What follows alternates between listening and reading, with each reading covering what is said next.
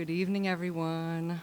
It's like a small, intimate crowd here tonight. Maybe some more will trickle in. For those of you that don't know me, I'm Mrs. Walsh. I'm the college advisor here at the high school.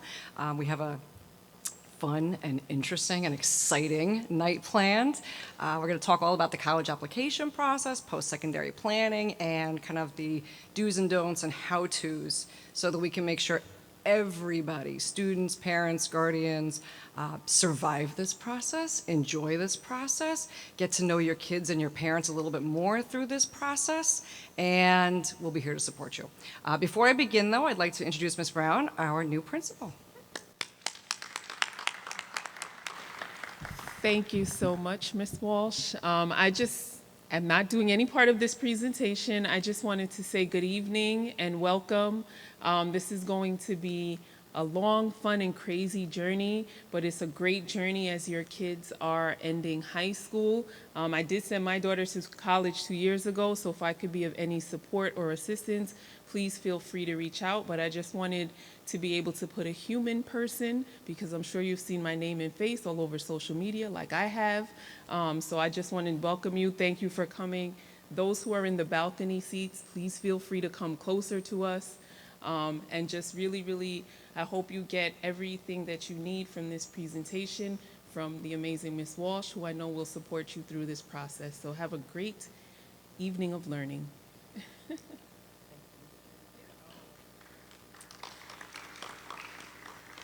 All right, so we've got a packed agenda, lots of things to speak about.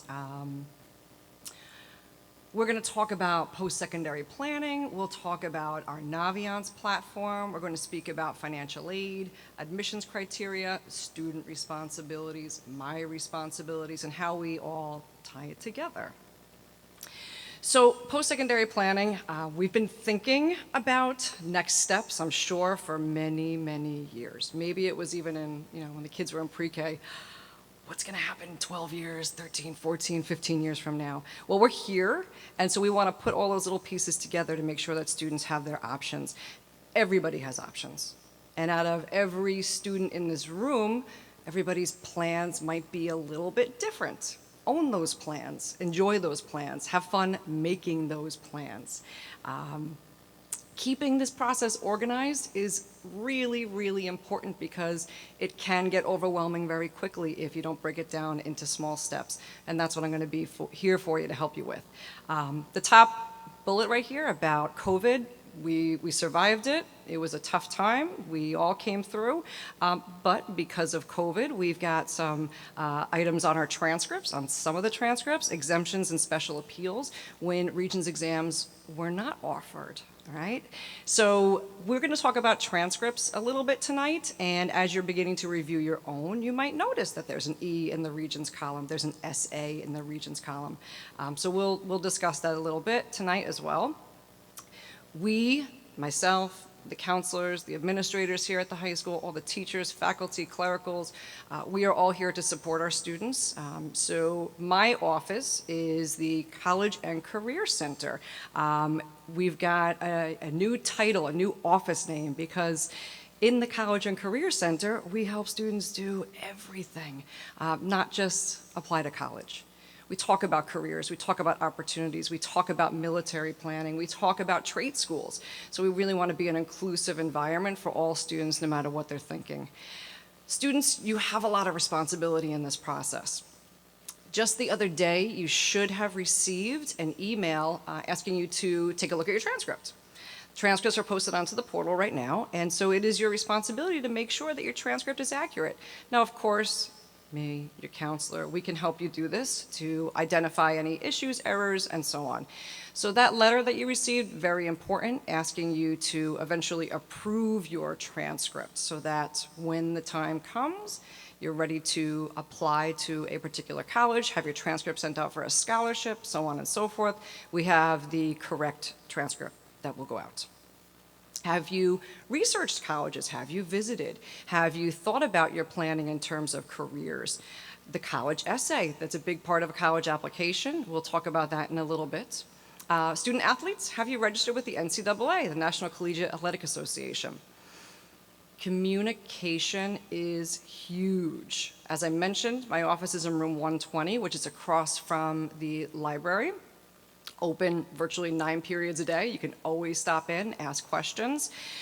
But also, everybody should be in the Remind group. So parents, guardians, if you have not joined the Remind group yet, please make sure you do so. The code is @Hunt2025.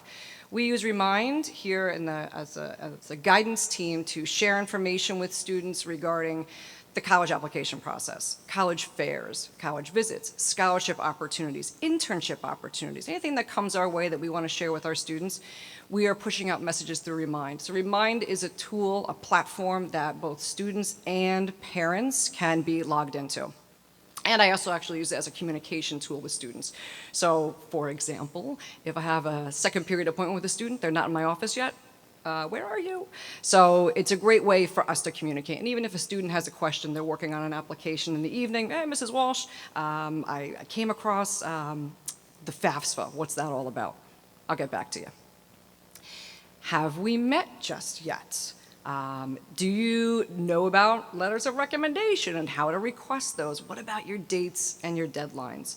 So communication, owning the process, monitoring the process, these are the kinds of steps that we're all going to be taking to make sure that students have plenty of options when they are getting ready to apply and then eventually make a decision. So yes, College and Career Center, room 120. I work in that office with Mrs. Catalano, who is my wonderful secretary. Many of you have spoken with her before. Students, if you stop by, you know she's right there at the desk to welcome you. It's a very busy place. We have colleges coming to visit 3 periods a day over the next couple of months. We host college fairs, 2 college fairs per year. The first being on October 24th, which we will certainly send information out to all students and families. And we have another one in March. We publish what we call our Friday Flyer. And the Friday Flyer is that purple bulletin that you picked up when you walked in. The Friday Flyer is posted on the district website weekly, and within this flyer you'll see information about upcoming college visits. You'll see information about registration for SATs, ACTs, college fairs, scholarships, financial aid workshops, and so on and so forth. So it's a really great resource. In the College and Career Center, we've got information about NCAA, and certainly we are the office that pretty much handles the Naviance program, which I'm sure everybody is familiar with.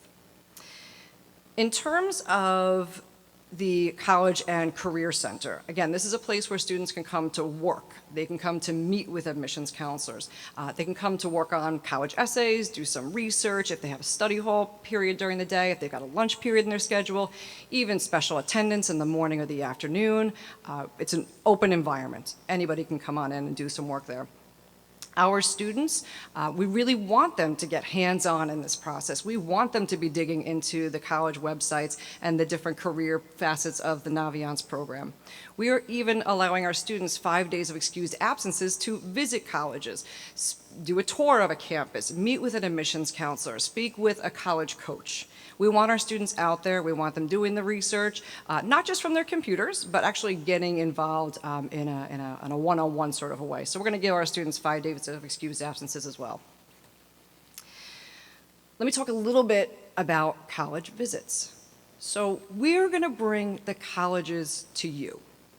We know it's not easy to jump on a plane and go visit a college in Florida. Well, they're going to come up here. So we offer 3 to 4 periods per day of college visits.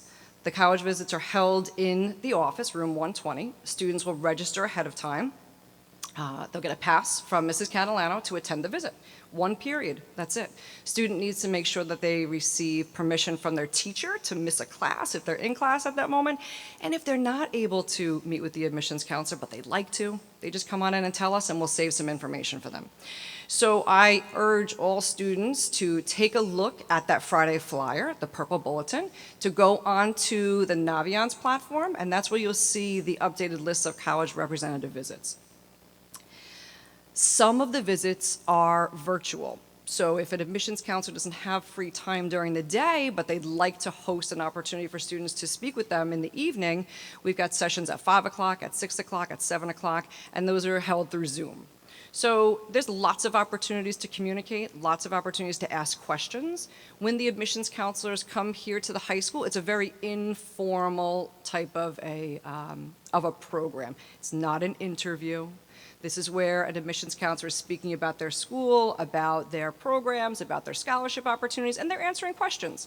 Sometimes we've got one student interested in meeting with that college. Sometimes we have 10. It depends on the school. And so I encourage students to just come on down. If it's a school that you're thinking about, absolutely come on in to meet with the rep.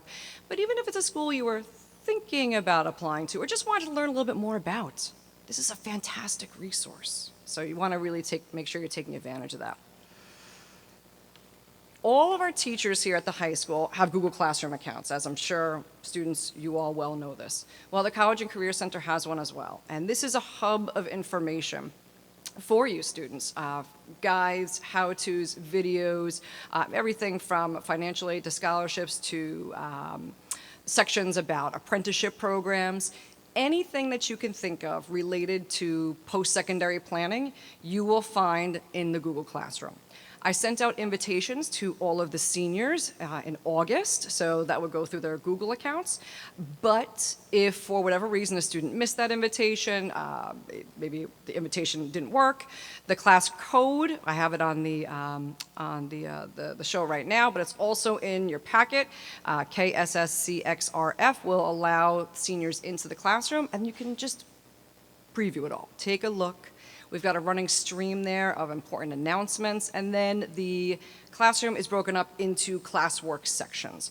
So I would encourage students to really sit down, play around with that platform. You're going to find a lot of information there. The birth of this Google Classroom was really during COVID, when we needed to make sure that the information that we had in the office, that physical information, those forms were accessible to students when they weren't with us. So there are lots of forms, release forms, forms that a student would need to request to have a transcript sent out and so on and so forth. Everything is there. Anything a student could grab in physical form, they can find it on the College and Career Center Google Classroom. Naviance.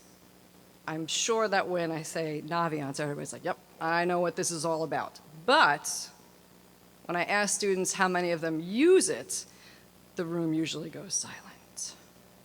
And I have a high school junior. When I say, let's go into Naviance, she's like, what's Naviance? I'm like, I know that your counselors have talked about Naviance with you.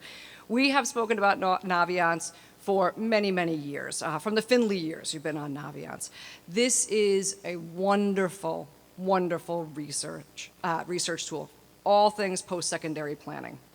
There are personality and interest inventories where you can kind of connect some of the things you like to do, what you don't like to do, with career fields and opportunities. There's a whole section here where we can discover colleges and do some really fascinating college research, plugging in some criteria that's going to narrow down that list of 4,000 colleges in the United States alone. Careers, we can type in the name of a career and get a really good sense of job outlook, salary, education required, etc. But while Naviance is a tool that you know for research, when students are applying to colleges, Naviance becomes the glue that holds together the application process. So what I mean by that is that it is through Naviance that teacher recommendation letters and my letter of recommendation and high school transcripts are sent to colleges. So it's not just a program now that you should dabble in. Seniors need to know how to use this. So how to use Naviance efficiently, effectively, we're going to talk about that tonight. And for students who haven't been onto the Naviance platform recently, I'm going to say let's jump on as soon as possible and play around a little bit more. And parents, guardians, you all have access to Naviance as well. If you have forgotten, misplaced, you're not sure about your access code, you can reach out to your school counselor, you can reach out to me, we can reset codes if you need to, but every parent or guardian in here has an access code. And you will be able to take a look at your child's Naviance account to see what's up, to monitor a little bit, to make sure that recommendation letters were requested. When were those letters of recommendation submitted, and so on and so forth. So we're all a part of this process. I use Naviance every day. Our counselors use Naviance every day.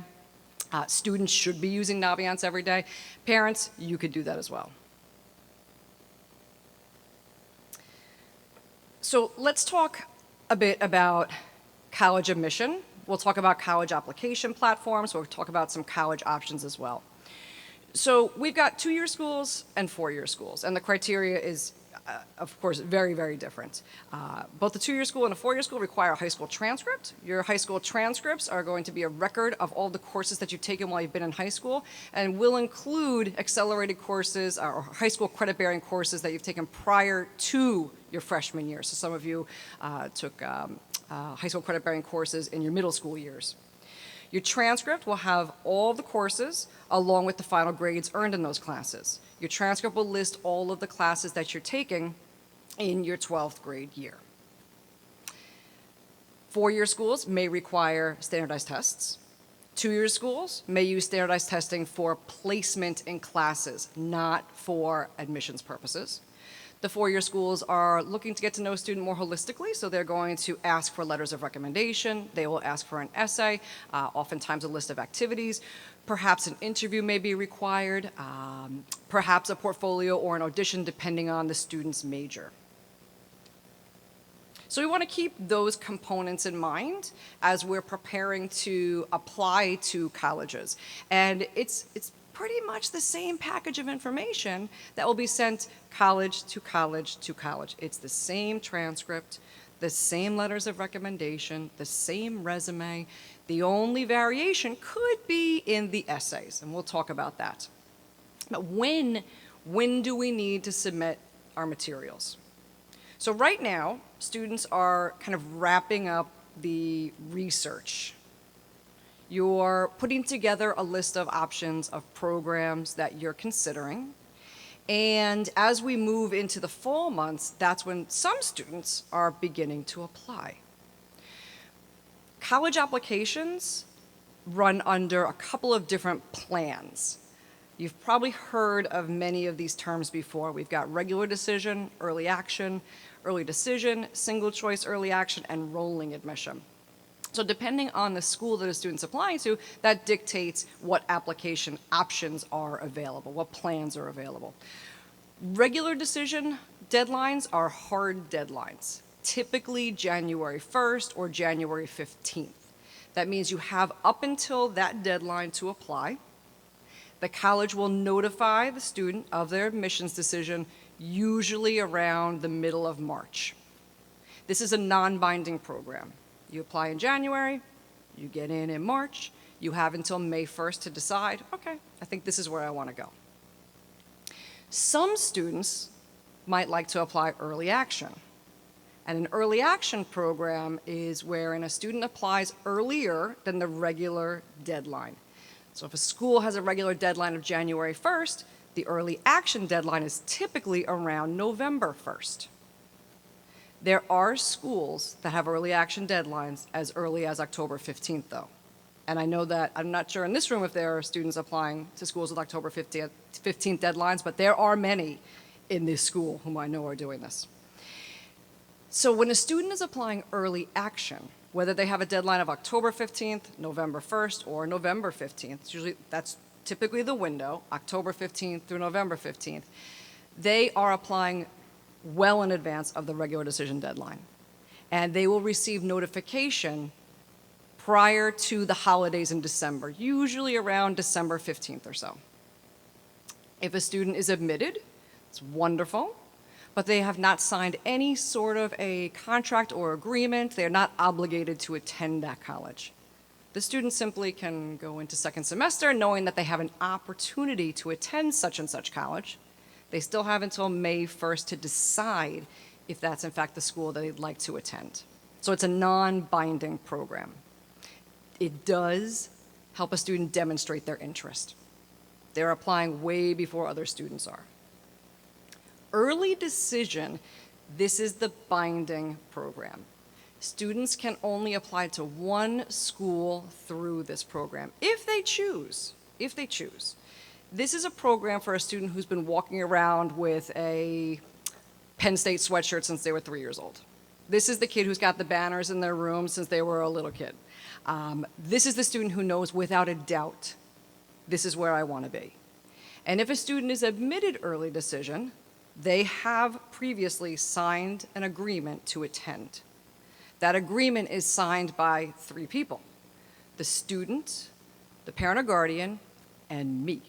And so when a student is saying, I want to apply early decision, it's a big deal. It's a really big deal because the college expects that you are making the ultimate commitment. You're telling us that if we invite you to be a part of our freshman class, that you're coming. So when you are admitted, you are asked to withdraw active applications to other universities and colleges and put down your deposit within a certain amount of time. You can only apply to one school this way. Single choice or restrictive early action. This is a little quirky. It's non-binding, but it means that there are going to be restrictions about what other schools you may be allowed to apply to early. So a couple of schools have this, only a handful. Some of the very selective colleges do. Harvard does, Princeton does, Caltech. And this is for the student who loves Harvard. Maybe they don't have an early decision program. This is the next best.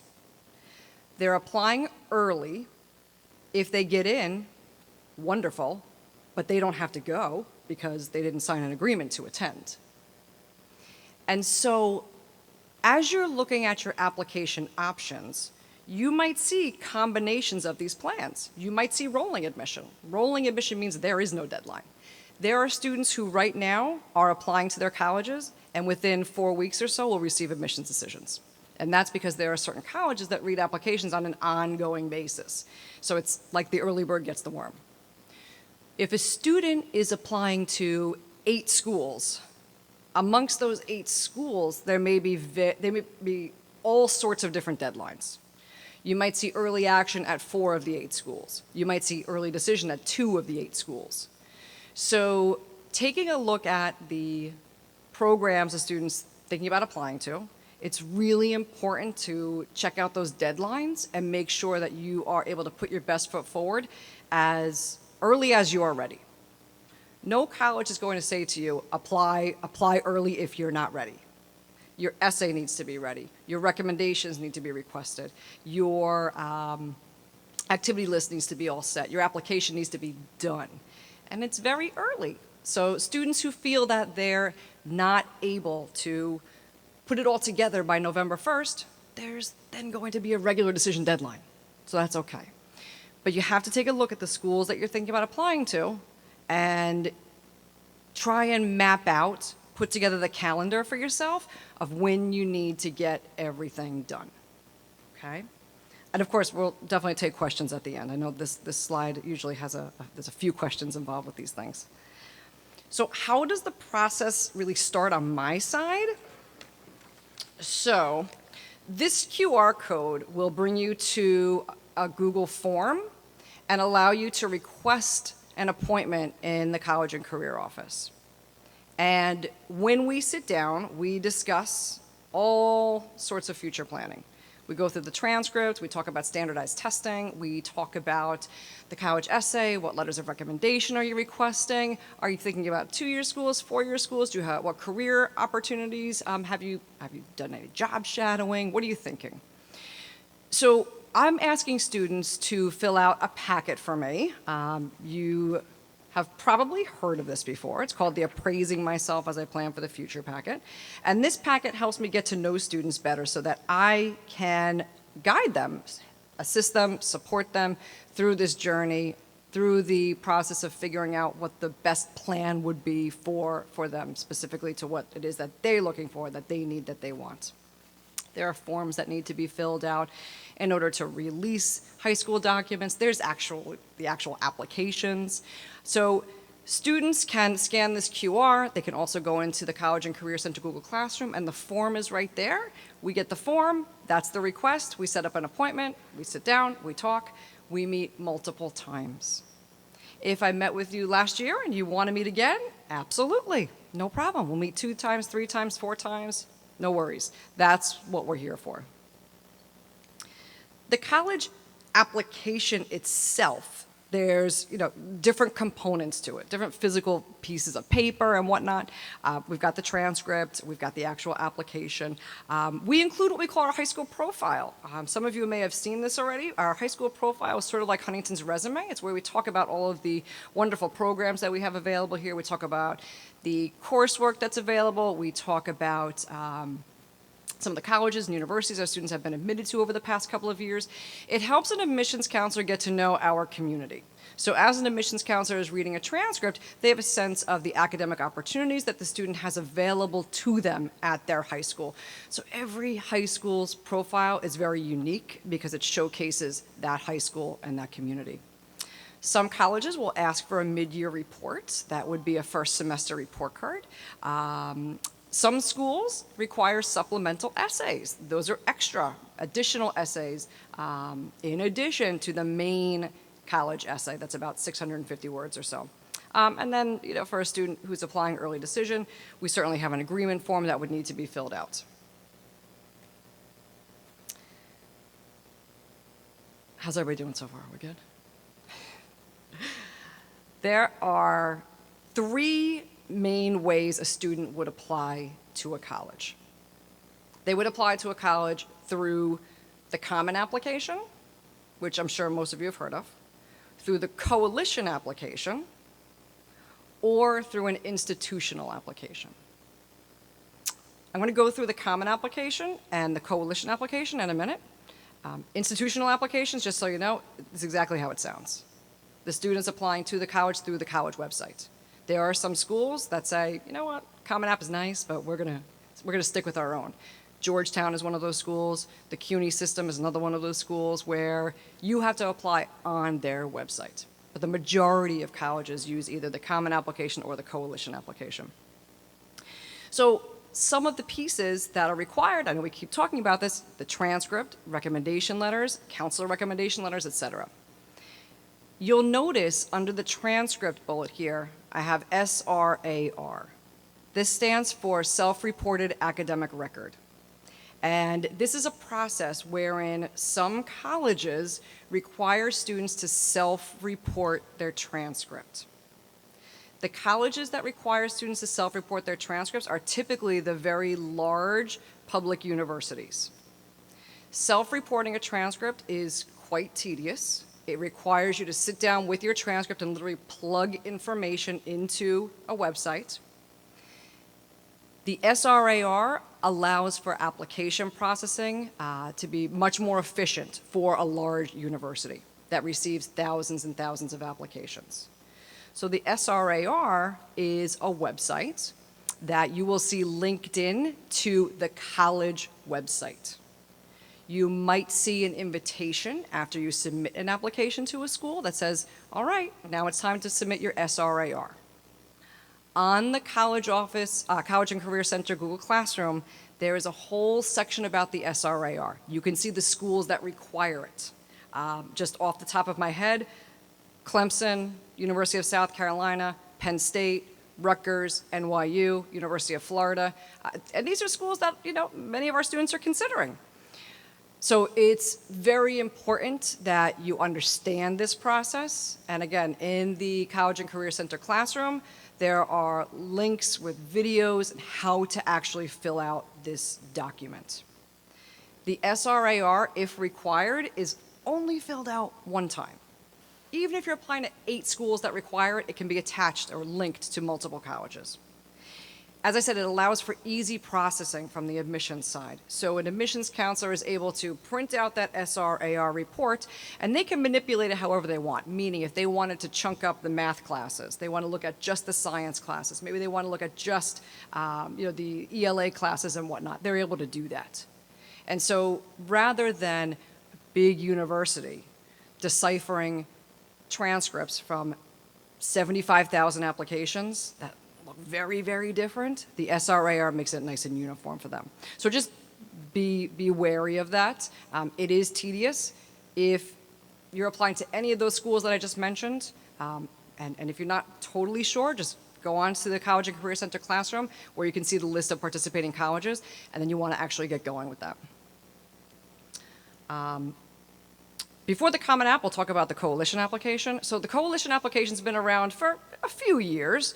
It is a platform used by about 150 colleges. Along with, inside this platform, there's some college planning resources, toolkits they call it, where you can upload essays, resumes, letters of recommendation. It's meant to kind of make things easier for a student when they're applying. Most of our students don't use the Coalition application. I'm just putting it here because there's a student every now and then. But the majority of students who are applying are using the Common application. And the majority of schools that are on the Coalition application are also on the Common application. So you may not ever need to think about or use that Coalition application. But the Common application really is where it's at. This is online. There's no paper application. In fact, it is actually very rare for a college to even mail us a paper application. Everything really is electronic at this point. Most students have Common App accounts. I did run a couple of workshops over the summer, so some of the students were able to come on in, work on their Common App, get everything ready to go. But this is one platform students can use to apply to over 1,000 colleges. Now, students can only apply to 20 colleges on the Common App, but there are over 1,000 colleges that participate. One main application, one main essay. You're putting in your activities one time. It makes things very easy for a student. There are various application fees, various application deadlines, various levels of selectivity. So you're going to see some very selective schools that use the Common application, and you'll find some of your safer schools on the list.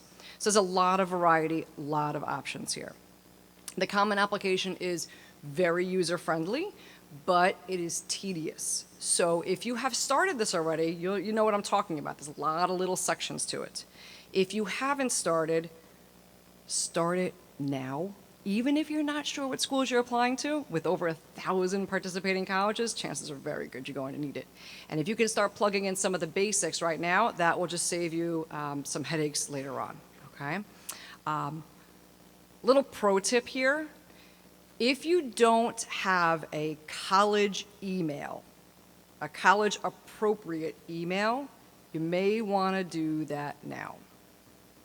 Not only do we want to have a more professional email than maybe the one you created when you were in 6th grade, but also that email address that you created in 6th grade is probably full of spam and junk, and you probably lose your messages in there, important things.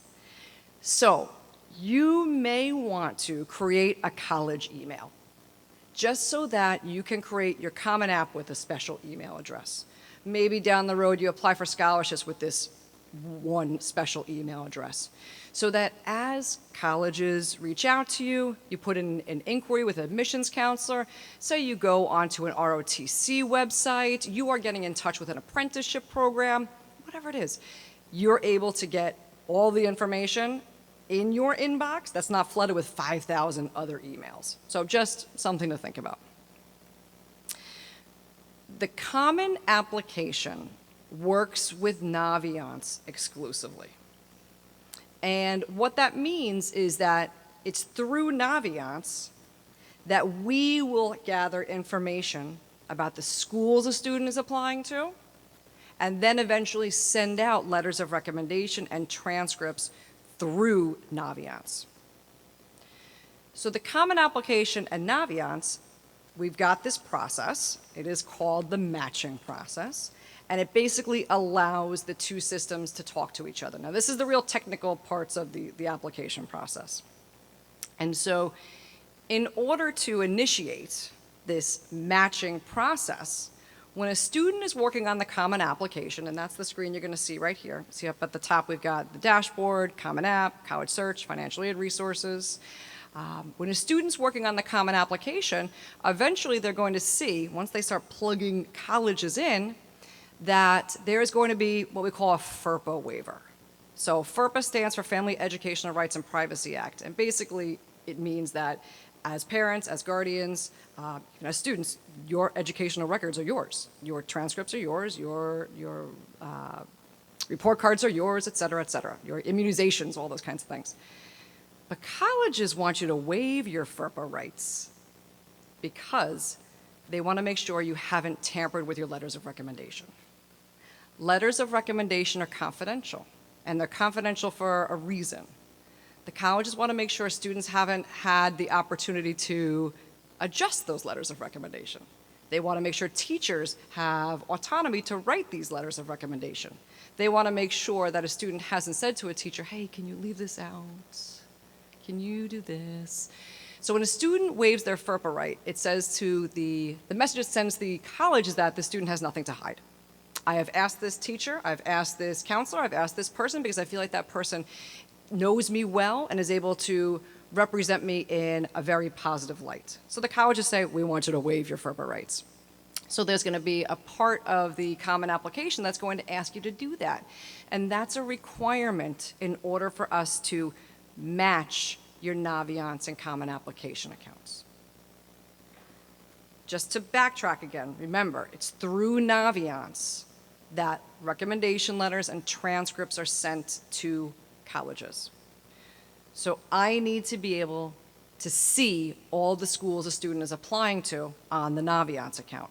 The teachers need to be able to see all of the colleges on the Naviance account so we can send materials out to those schools. So this matching process allows the systems to start talking to each other. And as you can see on the screen right here, this is the Naviance side. We've got that little hot pink bar up at the top that says match accounts. And when a student matches their accounts, then all of the schools on the common application magically appear on Naviance. And that's what we're looking for. We want to make sure that every school a student is planning on applying to is listed on their Naviance account. Something just to keep in mind, just because a school is on a student's common application, or their coalition application, or their CUNY application, or they've started an application to Georgetown or wherever, and just because a college is listed on Naviance doesn't mean you have to apply there. Okay? Students apply to colleges one at a time, in whatever priority order you like. If it's looking at deadlines, if it's looking at the preference of this is my top school, this is my second, this is my third, however you like to do that. But you apply to schools one at a time. And again, just because we have a school listed here doesn't mean that that student actually has to apply to that college. We just need to know about it in case it happens to be the situation where you are. Letters of recommendation are submitted through Naviance. Last year, I pushed into all of the 11th grade ELA classes, so when everybody was a junior, and we talked about this process of requesting letters of recommendation. Many students already spoke with teachers, which is wonderful. They spoke with them at the end of last year, and they're firming up those recommendation requests right now. They're stopping by their teachers' classrooms, just making sure that that teacher is still able to write the letter. It is suggested that students consider asking 2 core teachers to write their letters of recommendation. That would be math, science, English, history, language. But that doesn't mean that a student can't ask a teacher from an elective area for a letter of recommendation.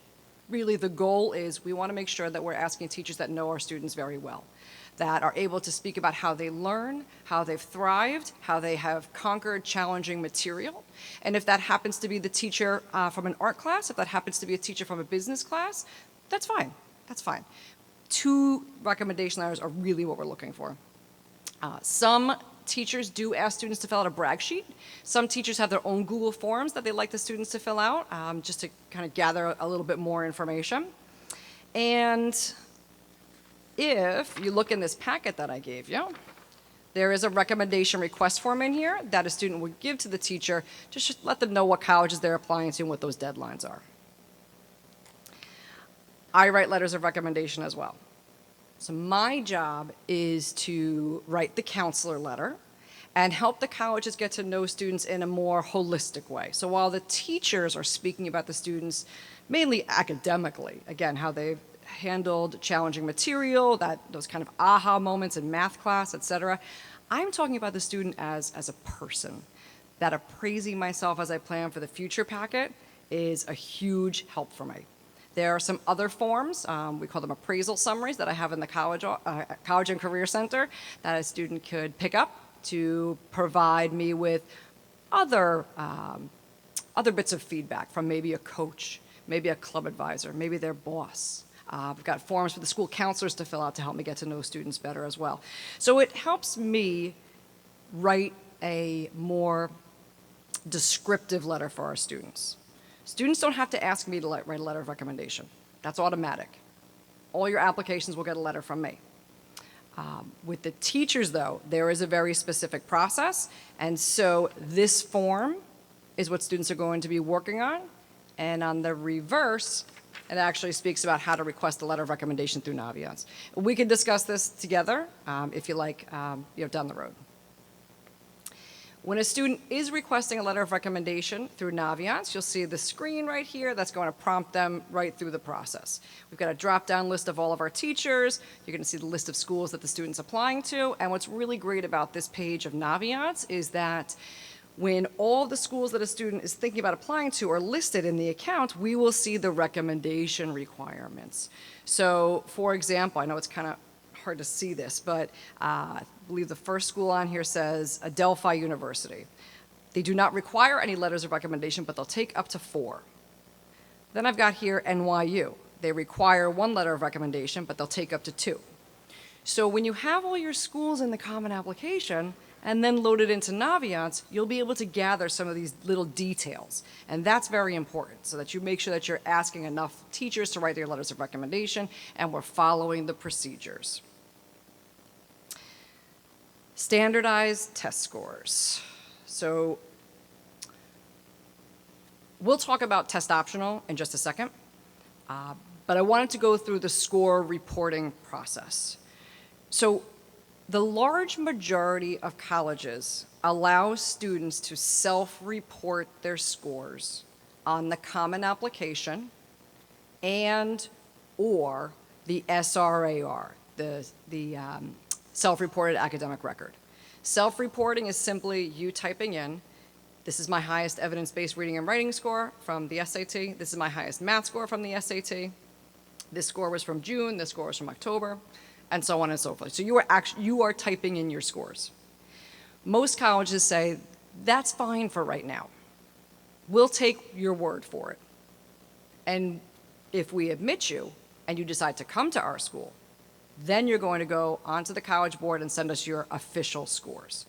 But colleges know that it's expensive for families to apply to college. It's expensive to send the score reports. You have to pay for those for each one. So they're saying, you know what, it's okay.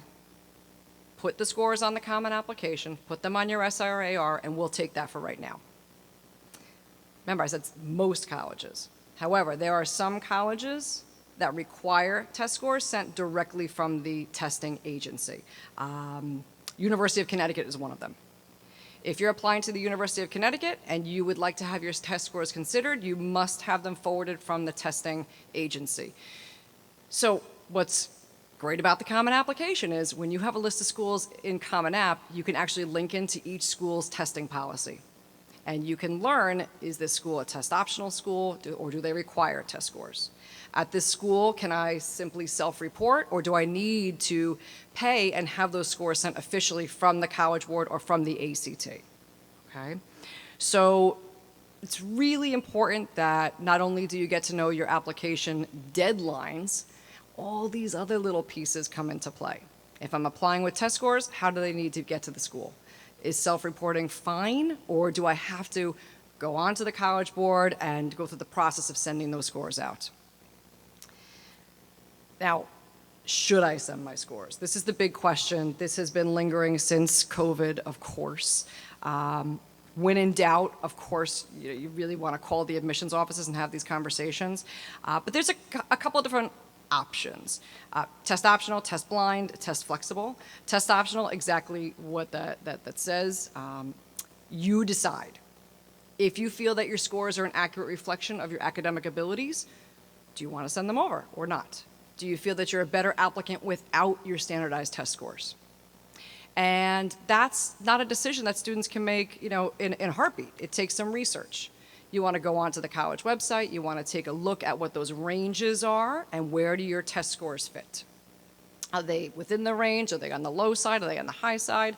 And when in doubt, admissions counselors are there to answer those questions.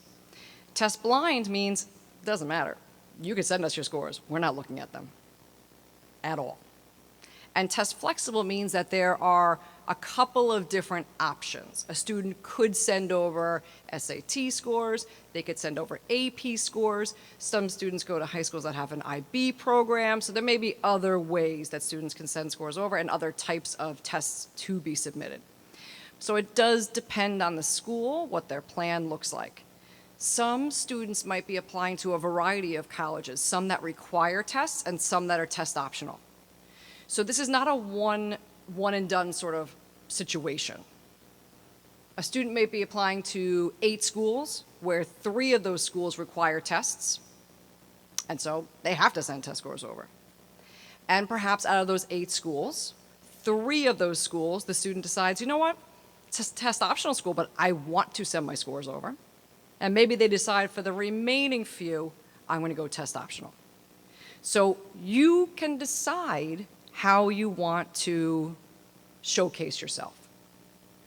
When students have test scores to look at, that's just another angle that we can use with your application. Where test scores can be helpful, we definitely want to send those over, okay?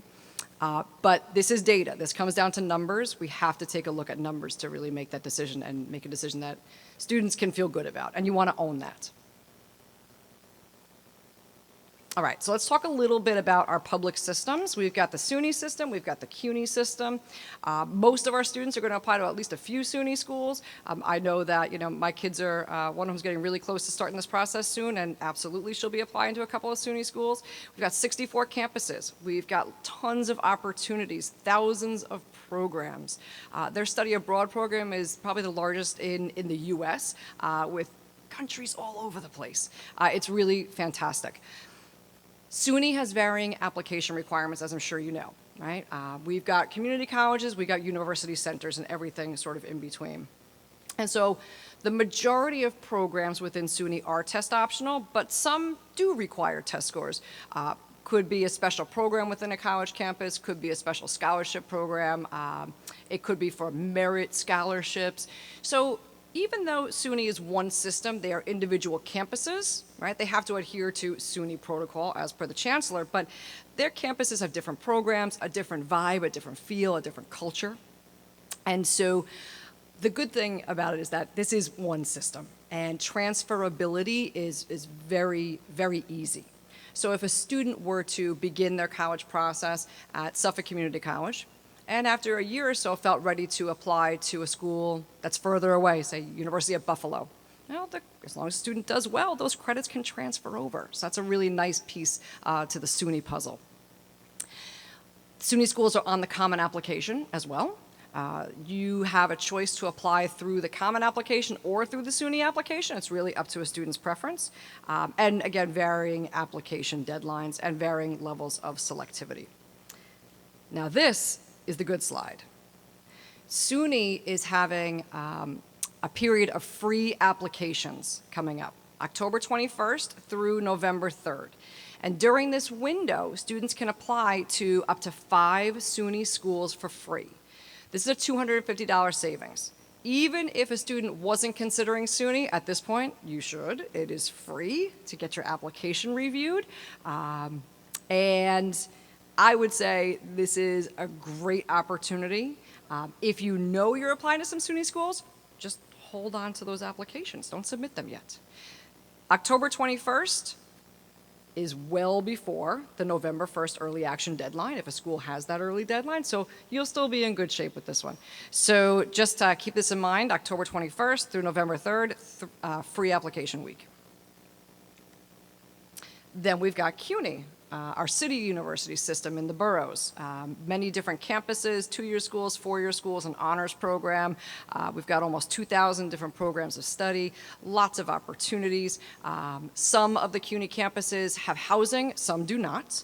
Most of our students who pursue CUNY schools will commute. And that's just another piece to think about, what that sort of adds to the process of your day when you're commuting to campus. There are varying application requirements, deadlines, et cetera.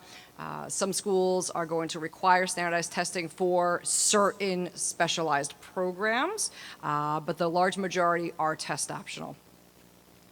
The CUNY schools have a general freshman deadline of February 1st. After February 1st, CUNY reads applications on a rolling basis. CUNY is, it's a smaller system of colleges than SUNY.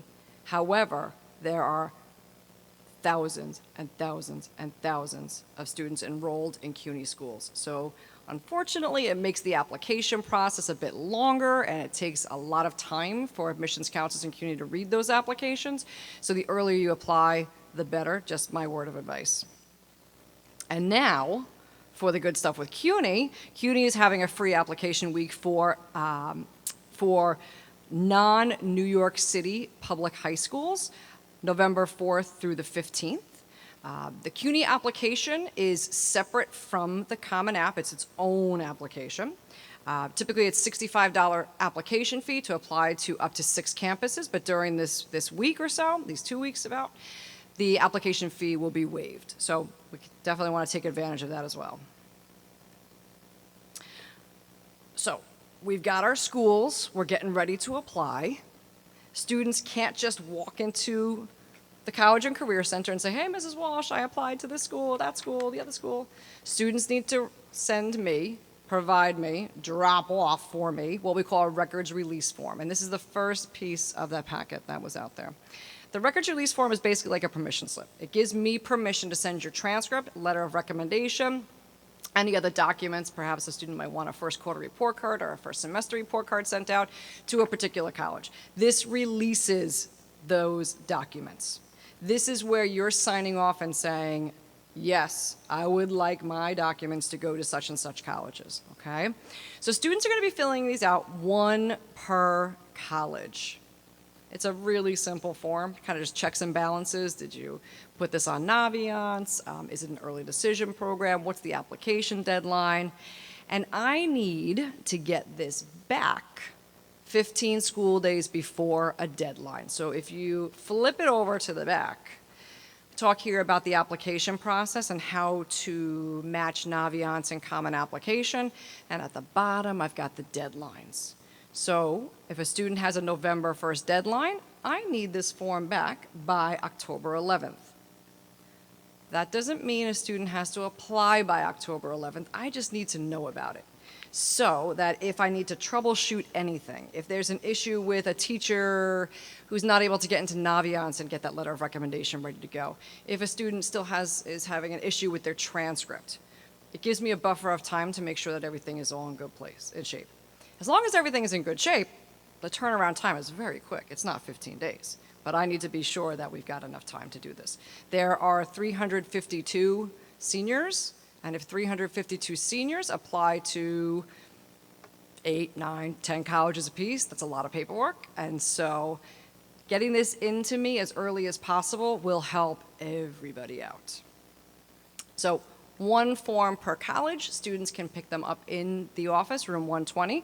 They are also available on the College and Career Center Google Classroom. But without these release forms, I can't send anything out. And when I get this, again, like I said, I'm just going to go through the checklist. Is the transcript ready? Are the recommendations all set? The school is listed in Naviance. Can I start sending things out for a student? And if I can't, that 15-day window gives me time to process and troubleshoot. Financial aid, dun, dun, dun. So you probably heard a lot of chatter about the financial aid process last year. And if you have older children in college right now, I'm sure you know it was a big disaster last year. We're being told that the October 1st launch date is looking pretty good right now. So that's what we're going with. Yes, I'm keeping my fingers crossed, but that's what we're going with.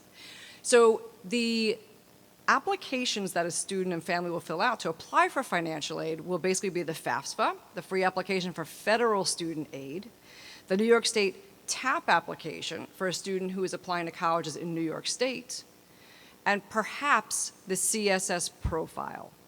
Now, the FAFSA is the form that's the federal form that's used by all colleges in the U.S. to distribute federal aid. So you may have heard of such grants as the SEOG grant, Supplemental Educational Opportunity Grant, the Pell Grant.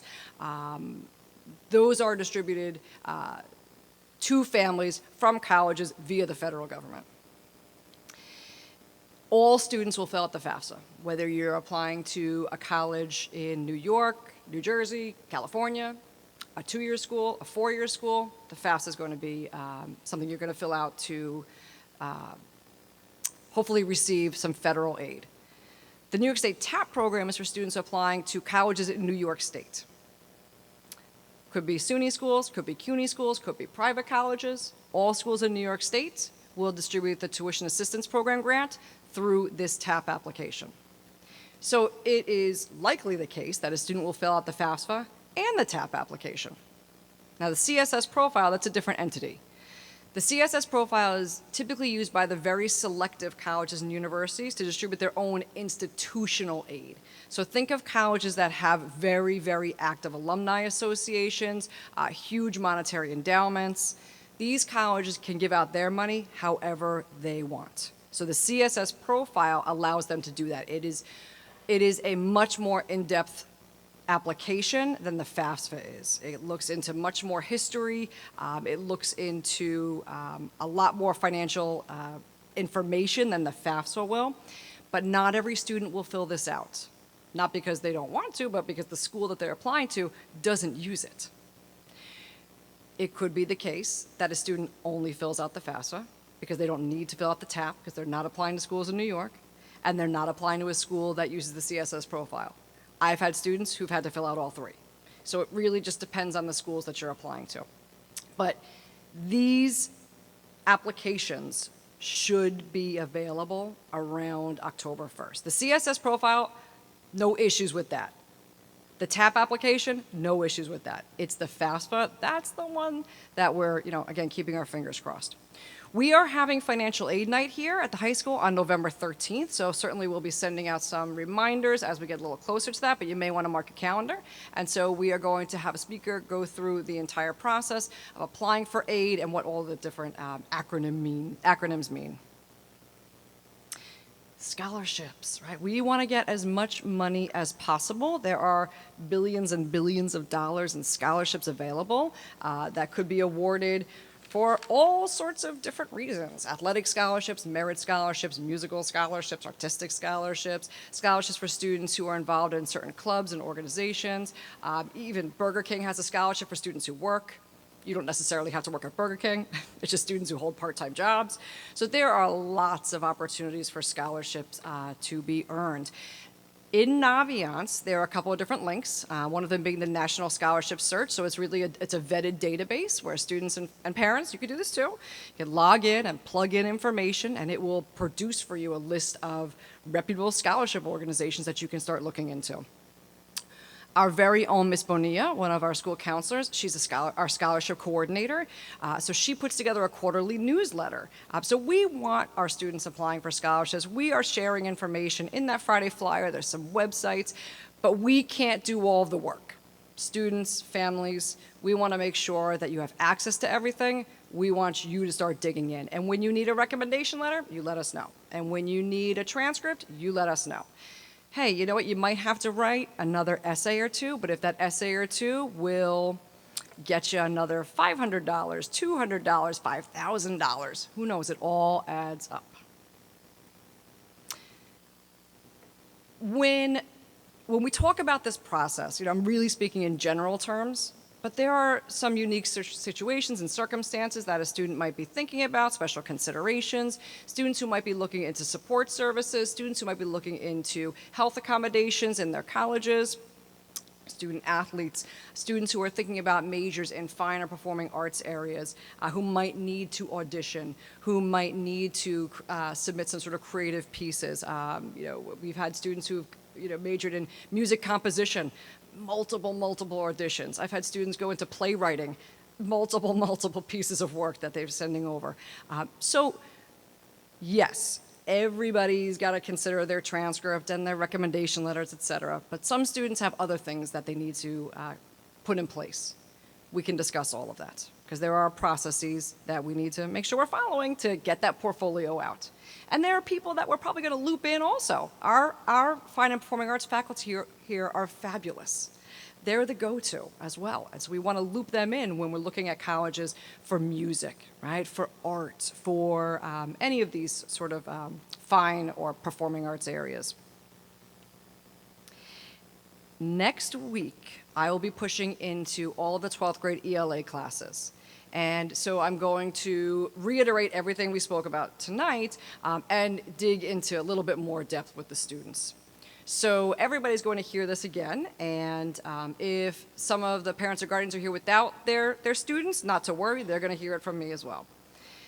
I am also hosting some drop-in hours in the library. So if any students have free periods throughout the day, on September 27th, the 30th, October 1st and 2nd, I'm going to be camping out in the library.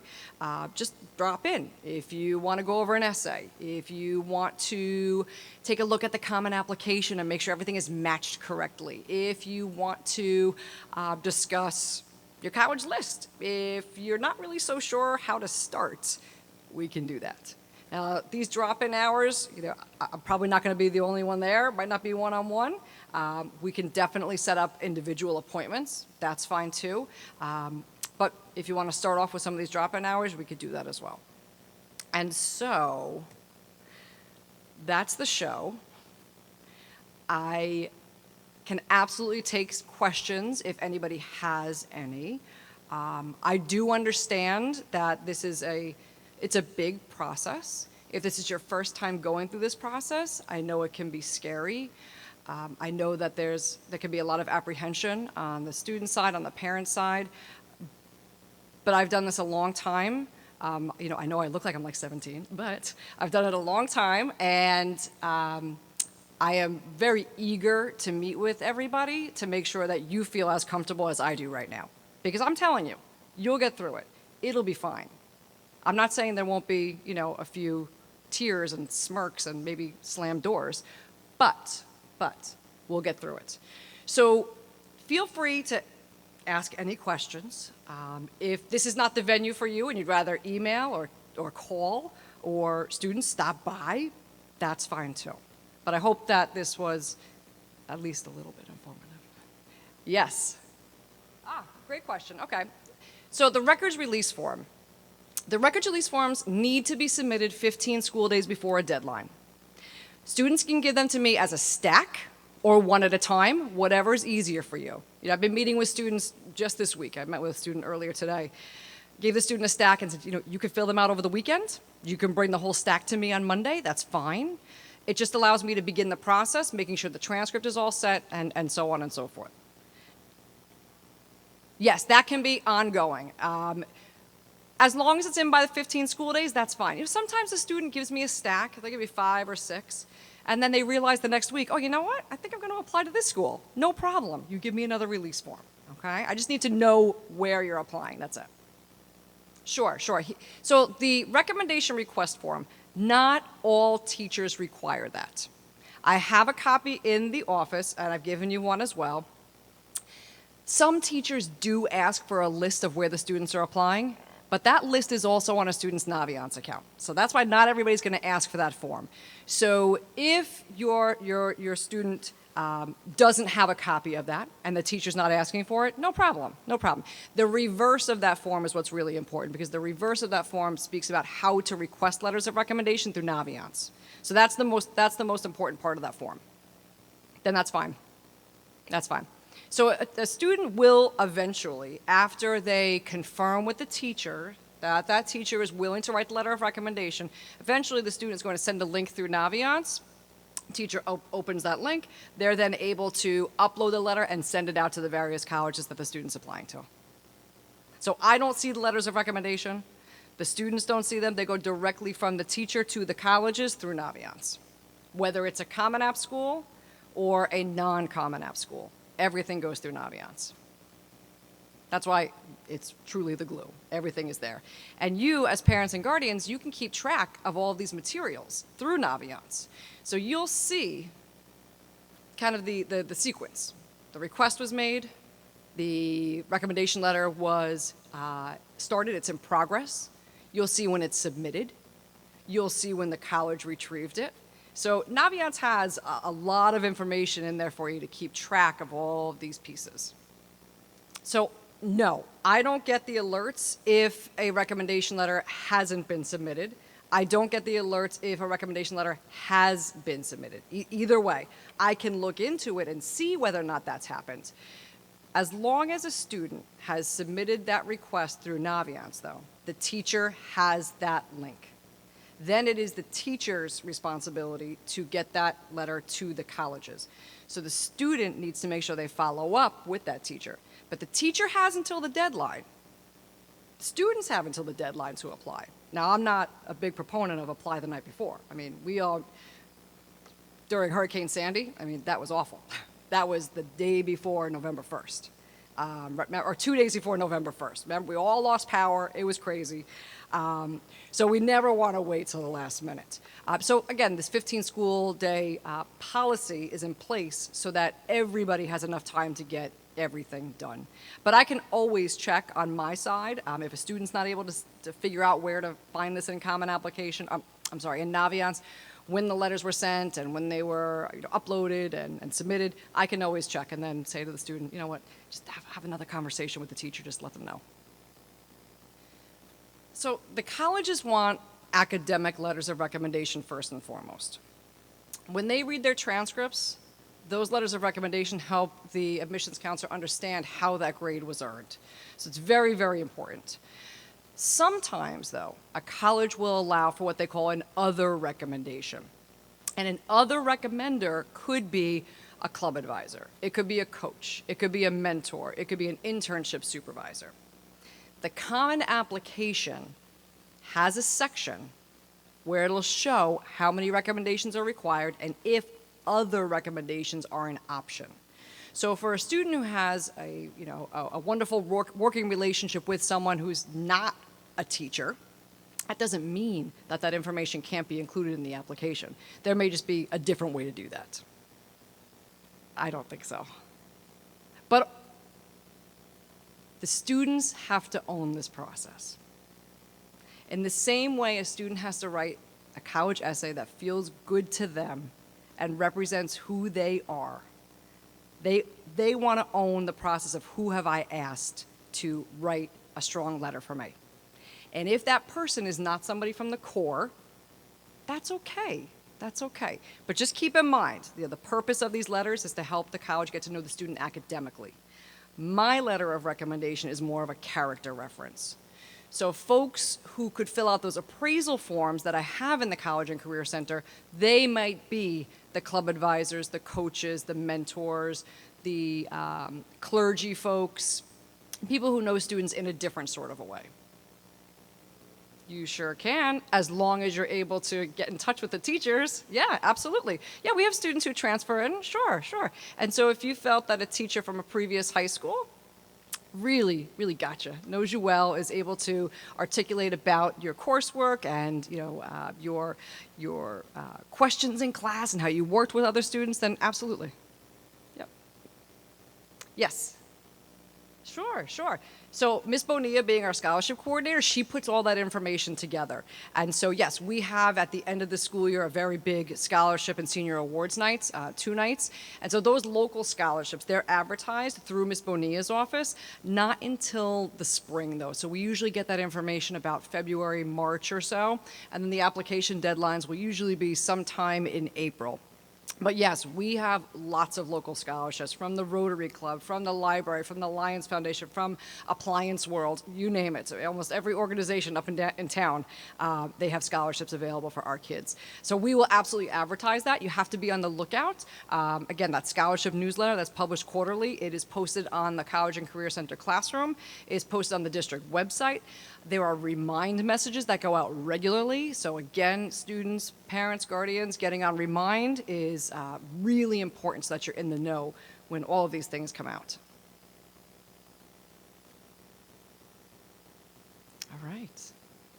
Well, thank you very much. I hope that this was helpful. And if you have additional questions, concerns, please feel free to reach out, email, stop by. I'm happy to be a part of the process with you.